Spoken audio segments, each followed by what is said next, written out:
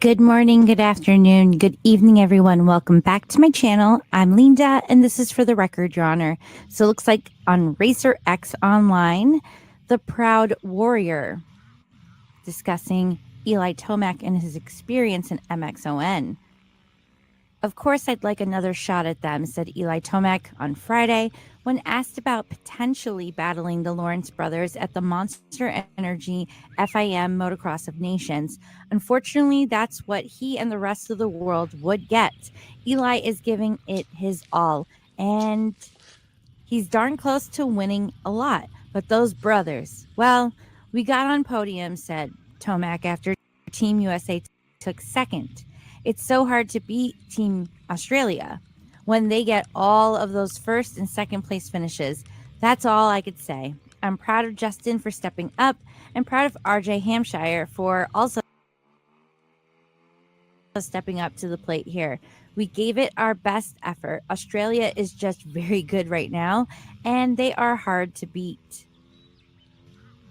Tomac is now 32 years old, and a Motocross of Nations marked what should be his final race with Monster Energy Yamaha Star Racing. Under those circumstances, a lot of riders find reasons to not even race an event like this. But Eli showed up for the second year in a row for a squad compromised by injury. Last year, Team USA doesn't even race the Moto of Nations if not for Eli Tomac. Chase Sexton broke his hand at SMX final in Las Vegas, leaving the squad in lurch with an overseas racing upcoming. Getting a rider to commit to Ironman Raceway at the last moment is tough, but England, that's tougher. Also, Monster Energy Yamaha Star Racing and Team USA had to spend buckets of money to fly bikes to the event with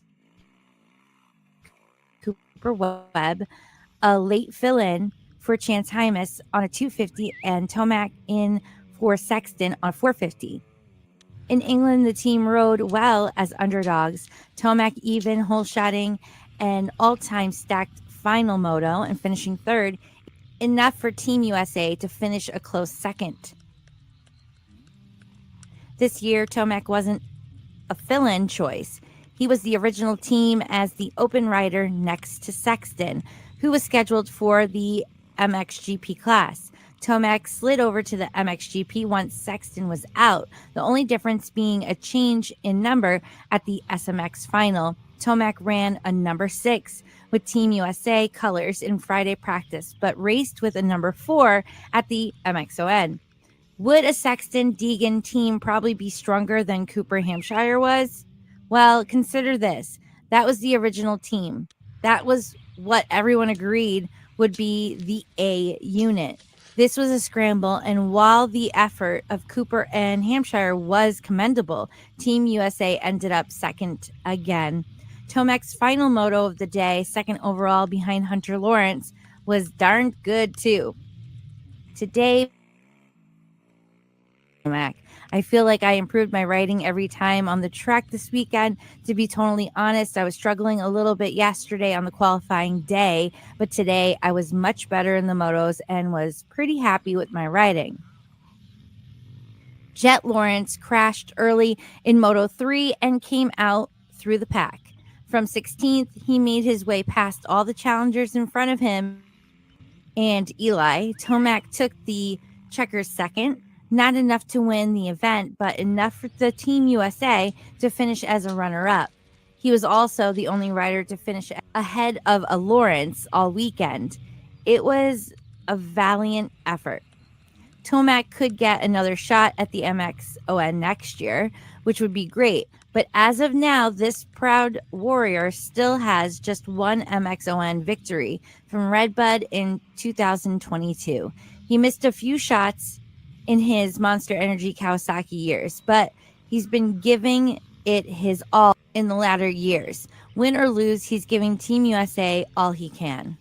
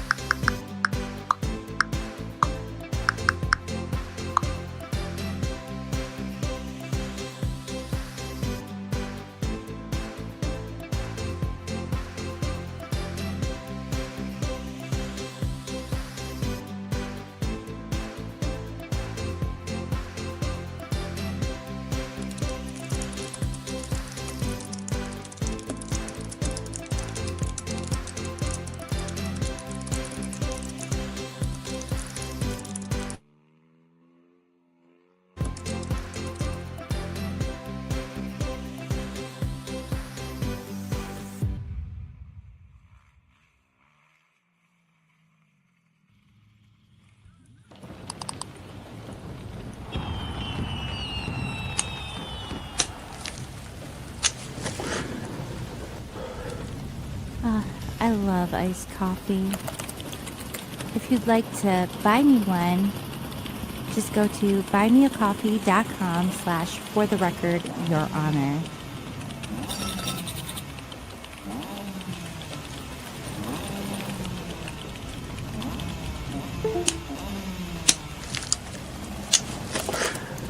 Monster Energy Supercross Saturday.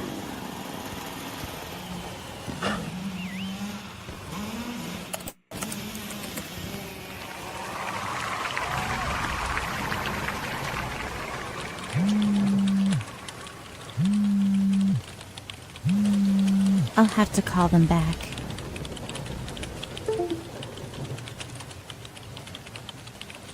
Please consider making a donation or leave a tip for the channel. Don't forget to hit that like button, and subscribe is free.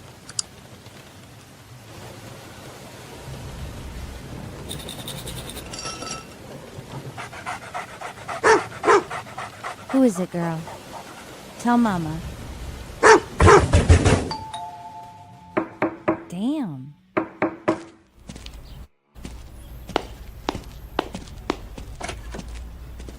Hello, package 4. For the record, Your Honor.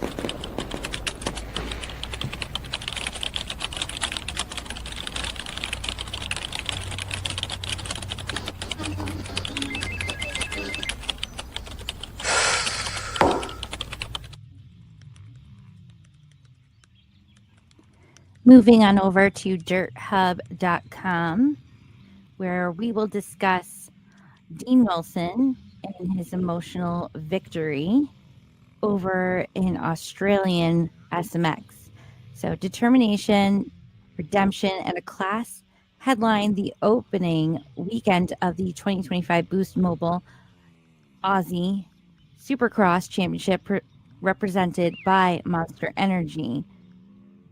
Round 2 of the Boost Mobile Australian SX Supercross Championship presented by Monster Energy capped off an unforgettable doubleheader at Cato Stadium, where emotion, aggression, and world-class racing lit up Moreton Bay. Yamaha SX1. Wilson's determination shines in emotional triumph. It was a weekend of dominance and a heart from Scotsman Dean Wilson, Quad Lock Honda Racing, who backed up his round 1 victory with another commanding performance in Redcliffe. In final 1, Luke Clout was caught in a first turn tangle that saw his foot peg fall off mid-race, ending his race early. From there, Wilson controlled the pace, showing his poise and precision under pressure. Sandrick Sabiras for Boost Mobile Honda Racing from France chased hard second, with Hayden Milross rounding out the podium after a consistent showing across both finals. And here's a picture of him, Dean Wilson. Upset, crying, but I think it's a mixture of sad and happy, and we'll get to that. But the night belonged to Wilson, racing with emotion and determination as he dedicated the win to his mother, who passed this morning. So that same day, that morning. This one means a lot, said Wilson, visibly emotional on the podium. It's been a tough week Do it for my family. Huge thanks to the fans. You guys lifted me all night. DeWalt SX2 Turner extends his streak. Yamalube Yamaha. The SX2 class brought intensity from the first gate drop, with early crashes claiming Wilson Todd, Jack Byrne, and Shane McElrath, forcing all three to claw back from deep in the field. Meanwhile, American Lux Turner, Lala's brother, Yamaha Lube Yamaha Racing, once again stole the spotlight, dominating both finals to secure back-to-back victories and strengthen his championship lead. Wilson Todd, Very Sweet Honda, recovered brilliantly to finish second overall, while Khalib Barham delivered another consistent performance for third. In the final showdown, Turner completed a perfect weekend sweep ahead of Alex Larwood, Honda Racing, and Jake Cannon of Penrite Empire Kawasaki. The team gave me an incredible bike this weekend, said Turner. The track was technical, the pressure was high, but I just focused on executing every lap. It's unreal to come away with 2 wins to start the season.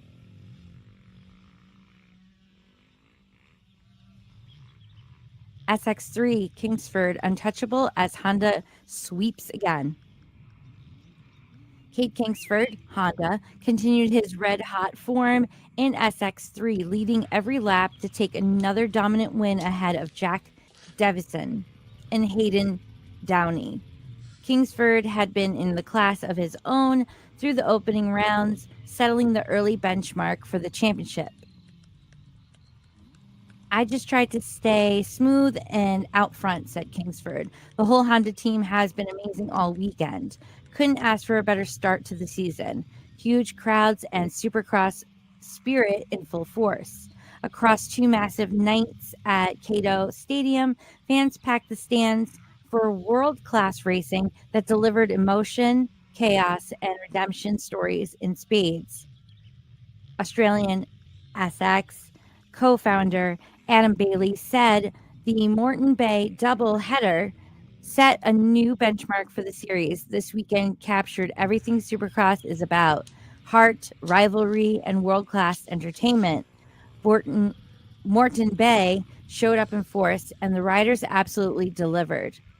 The 2025 Boost Mobile Ausx Championship, presented by Monster Energy, now heads south to the Shark Stadium, Cronulla, for round 3, where momentum, redemption, and championship pressure will collide.